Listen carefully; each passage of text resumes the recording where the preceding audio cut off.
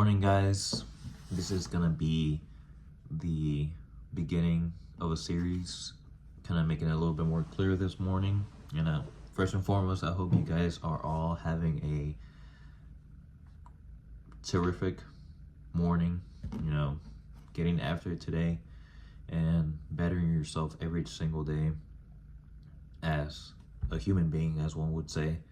Me personally, that's like one of my top priorities this whole year. And today we're going to be reading the second law of the 48 Laws of Power by Robert Greene. And starting off, we're going to be reading the judgment of it, or the title. Never put too much trust in friends and learn how to use enemies. Judgment. Be wary of friends. They will betray you more quickly, for they are easily aroused to envy. They also become spoiled and tyrannical. But hire a former enemy, and he will be more loyal than a friend, because he has more to prove. In fact, you have more to fear from friends than from enemies. If you have no enemies, find a way to make them.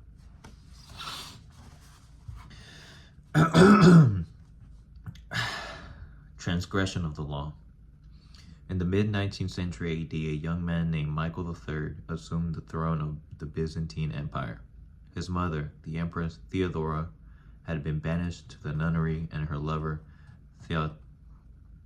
Theoctistus, and had been murdered at the head of the conspiracy to depose Theodora and enthrone Michael, and had been Michael's uncle, Bardas, a man of intelligence and ambition. Michael was now a young, inexperienced ruler surrounded by intriguers, murderers, and profligates. In this time of the peril, he needed someone he could trust as his counselor, and his thoughts turned to Basilius, his best friend. Basilius had no experience whatsoever in government and politics. In fact, he was the head of the royal stables, but he had proven his love and gratitude time and again. They had met a few years back when Michael had been visiting the stables just as a wild horse got loose. Basilius, a young groom from peasant Macedonian stock, had saved Michael's life. The groom's strength and the courage had impressed Michael, who immediately raised Basilius from the obscurity of being a horse trainer to the position of the head of the stables. He loaded his friends with gifts and favors, and they became inseparable. Basilius was sent to the finest school in Byzantium, and the crude peasant became a cultured, sophisticated courtier. Now Michael was an emperor, and in the need of someone loyal, he had better trust with the post of chamberlain and chief counselor than a young man who owed him everything. Basilius could be trained for the job, and Michael loved him like a brother. Ignoring the advice of those who recommended the much more qualified Bardas, Michael chose his friend. Basilius learned well and was soon advising the emperors on all matters of state. The only problem seemed to be money. Basilius never had enough. Exposure to the splendor of Byzantine court life made him avaricious for the perks of power. Michael doubled, then tripled his salary, and ennobled him, and married him off to his own mistress, Eudoxia in Herina. Keeping such a trusted friend and advisor satisfied was worth any price. But more trouble was to come. Bardas was now head of the army, and Basilius convinced Michael that the man was hopelessly ambitious under him on the throne, and he could conspire again, this time to get rid of Michael and assume the crown himself. Here is getting further to the point of the title referred to, never put too much trust in your friends, and he referred him as his brother. And sorry if I'm, having troublesome with a little bit of my words, but bear with me. I do, over time, just uploading these videos for you guys. I hope to be able to be more fluent and articulate with my words, and by reading to you guys on camera, pretending that I'm just talking to myself, I feel like it's a very great benefit over time to help me with those, you know, things that I need to work on. And yeah, I hope you guys bear with me with my reading, and let's continue with the story. Bardas had conspired to put him on the throne. Oh, I skipped a little too much. Bardas was now head of the army, and Basilius convinced Michael that the man was hopelessly ambitious under the illusion that he could control his nephew, Bardas, and conspired to put the illusion that he could control his nephew. Sorry, I actually got lost here. Hold on. Give me 1 second.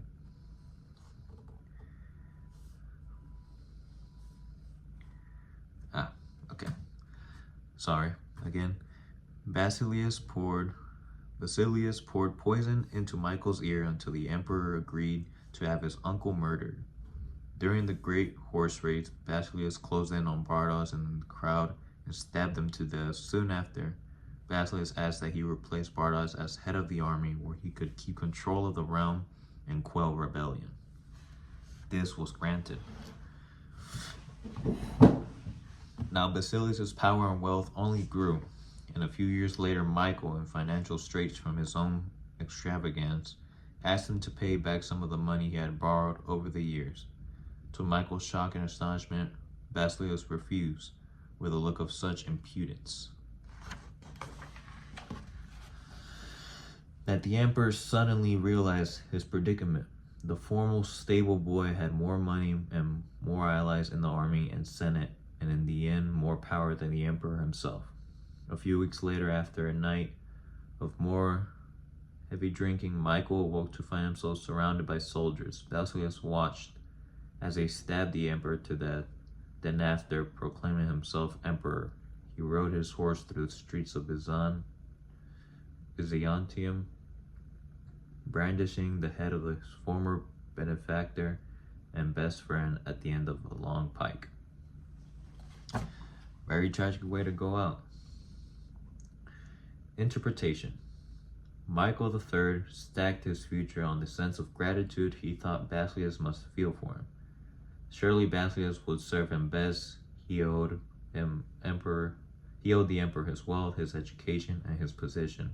Then once Basilius was in power, anything he needed was best to give to him, strengthening the bonds between the two men.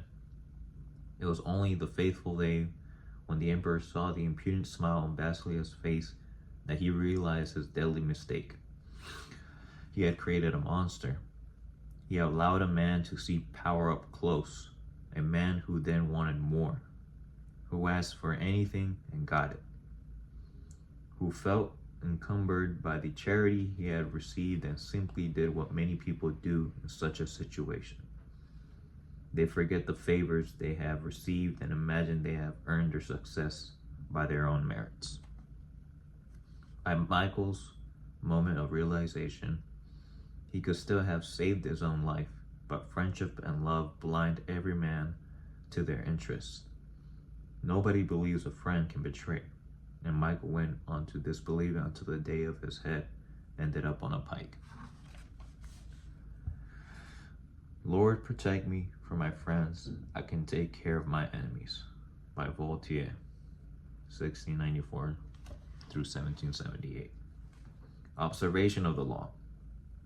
For several centuries after the fall of the Han Dynasty, AD 222, Chinese history followed the same pattern of violent and bloody coups. One after the other, army men would plot to kill a weak emperor, then would replace him on the dragon throne with a strong general. The general will start a new dynasty and crown himself emperor. To ensure his own survival, he would kill off his fellow generals. A few years later, however, the pattern would resume. New generals would rise up and assassinate him or his sons in their turn. To be emperor of China was to be alone, surrounded by a pack of enemies. It was the least powerful, least secure position in the realm. In AD 959, General Chao Kuang-yin became emperor's son. He knew the probability that within a year or two he would be murdered. How could he break the pattern? Soon after becoming emperor, Sung ordered a banquet to celebrate the new dynasty and invited the most powerful commanders in the army. After they had drunk much wine, he dismissed the guards and everybody else except the generals, who now feared he would murder them in one fell swoop. Instead, he addressed them, "The whole day is spent in fear, and I am unhappy both at the table and in my bed. For which one of you does not dream of ascending the throne, I do not doubt your allegiance. But if by some chance of your subordinates seeking wealth and position were to force the emperor's yellow robe upon you in turn, how could you refuse it?" Drunk and fearing for their lives, the generals proclaimed their innocence and their loyalty. But Sung had other ideas. The best way to pass one's days is in peaceful enjoyment of riches and honor. If you are willing to give up your commands, I am ready to provide you with fine estates and beautiful dwellings, where you may take your pleasures with singers and girls as your companions. The astonished generals realized that instead of a life of anxiety and struggle, Sung was offering them riches and security. The next day, all of the generals tendered their resignations, and they retired as nobles to the estates that Sung bestowed on them. In one stroke, Sung turned a pack of friendly wolves, who would likely have betrayed him, into a group of docile lambs, far from all power. Over the next few years, Sung continued his campaign to secure his rule. In AD 971, King Lu of the Southern Han finally surrendered to him after years of rebellion. To Lu's astonishment, Sung had gave him a rank in the imperial court and invited him to the palace to seal their newfound friendship with wine. As King Lu took the glass that Sung offered him, he hesitated, fearing it contained poison. "Your subjects' crimes certainly merit death," he cried out, "but I beg your majesty to spare your subject's life." Indeed, he cried out, "but I beg your majesty to spare your subject." Oh, I read that twice. "Indeed, I dare. Do not drink this wine." Emperor Sung laughed, took the glass from Lu, and swallowed it himself. There was no poison. From then on, Lu became the most trusted and loyal friend. At the time, China had splintered into many smaller kingdoms. When Shan Shu, the king of one of these, was defeated, Sung's ministers advised the emperor to lock this rebel up. They presented documents proving that he was still conspiring to kill Sung. When Qin Shu came to visit the emperor, however, instead of locking him up, Sung honored him. He also gave him a package which he told the former king to open when he was halfway home. Qin Shu opened the bundle of his return journey and saw that it contained all the papers documenting his conspiracy. He realized that Sung knew of his murderous plans and yet had spared him nonetheless. This generosity won him over, and he too became one of Sung's loyal vessels. Interpretation. A Chinese proverb compares friends to the jaws and teeth of a dangerous animal. If you are not careful, you will find them chewing you up. Emperor Sung knew the jaws he was passing between. When he assumed the throne, his friends in the army would chew him up like meat. And if somehow survived, his friends and the government would have put him up for supper. Emperor Sung would have no truck with friends. He bribed his fellow generals with splendid estates and kept them far away. This was a much better way to emasculate them than killing them, which would only have led other generals to seek vengeance, and Sung would have nothing to do with friendly ministers more often than not. They would end up drinking his famous cup of poisoned wine instead of relying on friends. Sung used his enemies after the other, transforming them into far more reliable subjects, while a friend expects more and more favors, seeds with jealousy. These former enemies expected nothing and got everything. And man suddenly spared enemies expected nothing and got everything. Oh my gosh, I read that twice. Man suddenly spared the guillotine is a grateful man indeed, and will go to the ends of the earth for the man who has pardoned him. In time, these former enemies became Sung's trusted friends. And Sung was finally able to break the pattern of coups, violence, and civil war. The Sung dynasty ruled China for more than 300 years. In a speech Abraham Lincoln delivered at the height of the Civil War, he referred to the Southerners as fellow human beings who were in error. An elderly lady chastised him for not calling them irreconcilable enemies who must be destroyed. Why, madam, Lincoln replied, do I not destroy my enemies when I make them my friends? Keys to power. It is natural to want to employ your friends when you find yourself in times of need. The world is a harsh place, and your friends soften the harshness. Besides, you know them. Why depend on a stranger when you have a friend at hand?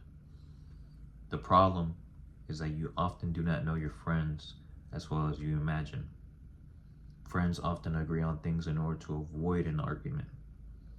They cover up their unpleasant qualities so as to not offend each other. They laugh extra hard at each other's jokes, since honesty rarely strengthens friendship. You may never know how a friend truly feels.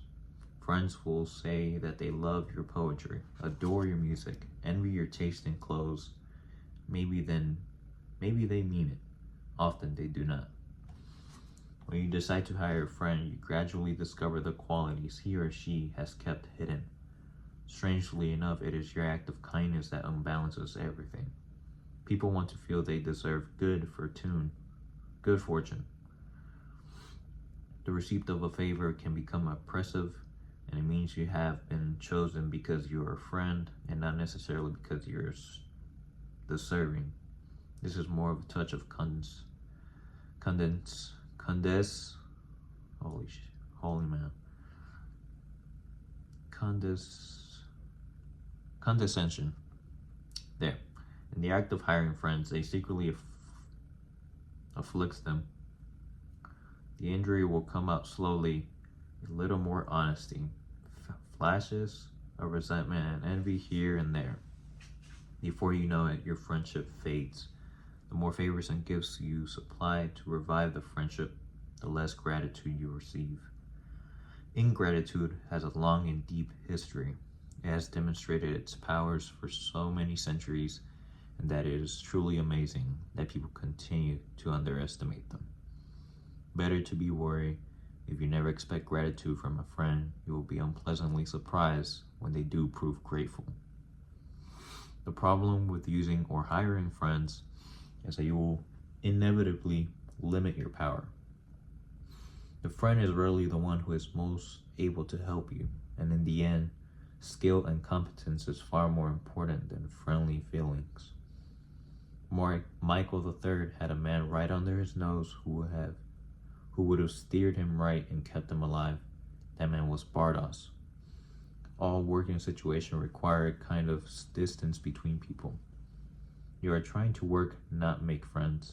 Friendliness, real or false, only obscures the fact.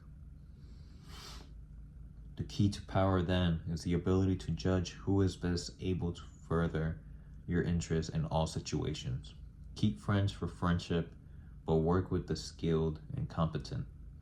Your enemies, on the other hand, are untapped gold mine that you must learn to exploit. When Talleyrand, Napoleon's foreign minister, decided in 1807 that his boss was leading France to ruin and the time had come to turn against them, he understood the dangers of conspiring against the emperor. He needed a partner, a confederate. What friend could he trust in such a project? He chose Joseph Fouquet, or Fouché, who knows, head of the secret police. His most hated enemy, a man who would even try to have him assassinated. He knew that their former hatred would create an opportunity for emotional reconciliation. He knew that Fouquet would expect nothing from him, and in fact he would prove that he was worthy of Talleyrand's choice. A person who has something to prove will move mountains for you. Choice. Finally, he knew that his relationship with Fouché would be based on mutual self-interest and would not be contaminated by personal feelings. The selection proved perfect. All the conspirators did not succeed in toppling Napoleon. The union of such powerful but unlikely partners generated much interest in the cause. Opposition to the emperor slowly began to spread, and from then on, Talleyrand and Fouché had a fruitful working relationship. Whenever you can, bury the hatchet with an enemy and make a point of putting him in your service. As Lincoln said, you destroy an enemy when you make a friend of him. In 1971, during the Vietnam War, Henry Kissinger was the target of unsuccessful kidnapping attempt, a conspiracy involving, among others, that renowned anti-war activist priest, the Berrigan brothers, 4 more Catholic priests, and 4 nuns. In private, without informing the Secret Service or the Justice Department, Kissinger arranged a Saturday morning meeting with 3 of the alleged kidnappers, explaining to his guests that he would have the most American soldiers out of Vietnam by the mid-1972. He completely charmed them. They gave him some kidnapped Kissinger, but tons, and one of them remained a friend of his for years, visiting him on several occasions. This was not a one-time ploy. Kissinger made a policy of working with those who disagreed with him. Colleagues commented that he seemed to get along better with his enemies than with his friends. Without enemies around us, we grow lazy, and an enemy at our heels sharpens our wits, keeping us focused and alert. It is sometimes better than to use enemies as enemies rather than transforming them into friends or allies. Mao Zedong saw conflict as key in his approach to power. In 1937, the Japanese invaded China, interrupting the civil war between Mao's communists and their enemy, the nationalists. Fearing that the Japanese would wipe them out, some communist leaders advocated leaving the nationalists to fight the Japanese and using the time to recuperate. Mao disagreed. The Japanese could not possibly defeat and occupy a vast country like China for too long. Once they left, communists would have grown rusty if they had been out of combat for several years. To fight a formidable foe like the Japanese, in fact, would be nationalist. To fight a formidable foe like the Japanese, would be the perfect training for the communist ragtag army. Mao's plan was the perfect training. Back to back, I can't believe it. Adopted, and it worked. By the time of the Japanese finally retreated, the communists had gained the fighting experience that helped them defeat the nationalists. Years later, a Japanese visitor tried to apologize to Mao for his country's invasion of China. Mao interrupted. "Should I not thank you instead?" Without a worthy opponent, he explained, a man or a group cannot grow stronger. Mao's strategy of constant conflict has several key components. First, be certain that in the long run you will emerge victorious. Never pick a fight with someone who you are not sure you can defeat, as Mao knew the Japanese would be defeated in time. Second, If you have no apparent enemies, you must sometimes set up a convenient target, even turning a friend into an enemy. Mao used this tactic and again in politics. Third, use such enemies to define your cause more clearly to the public. Even framing it is a struggle of good against evil. Mao actually encouraged China's disagreement with the Soviet Union and the United States. Without clear-cut enemies, he believed his people would lose any sense of what Chinese communism meant. A sharply defined enemy is far stronger argument for your side than all the words you could possibly put together. Never let the presence of enemies upset or distress you. You are far better off with a declared opponent or two than not knowing where your real enemy lies. The man of power welcomes conflict, using enemies to enhance his reputation as a sure-footed fighter who can be relied upon in times of uncertainty. Reversal. Almost at 30 minutes here, man. Although it is generally best not to mix work with friendship, there are times when a friend can be used to greater effect than enemy.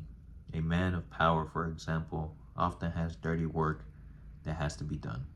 But for the sake of appearances, it is generally preferable to have other people do it for him. Friends often do this the best, since their affection for him makes them willing to take chances. Also, if your plans go away for some reason, you can use a friend as a convenient scapegoat. This fall of the favorite was a trick often used by kings and sovereigns. They will let their closest friend at court take the fall for a mistake, since the public would not believe that they would deliberately sacrifice a friend for such a purpose. Of course, after you pay that card, you have lost your friend forever.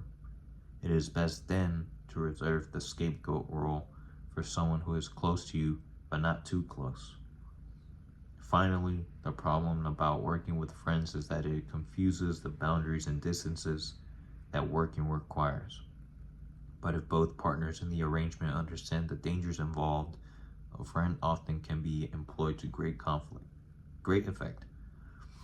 You must never let your guard down in such venture, however, always be on the lookout for any signs of emotional disturbance, such as envy and gratitude. Nothing is stable in the realm of power. Even the closest friends can be transformed into the worst of enemies. And that closes on the second law of the 48 Laws of Power. And truly, after reading that, it opens my eyes, yet I still love my friends. I'm sure anyone who's watching here, even if you have one friend, just me personally, I treat him how I get treated. I don't let them topple over me or have them bleed into the plans I have for myself, right? You know, it's nothing bad about having friends or anything like that.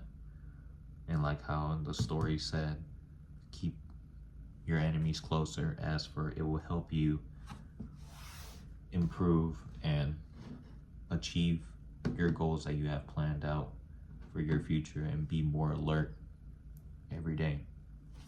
And as far as reading that second law, I really hope you guys watched to the end.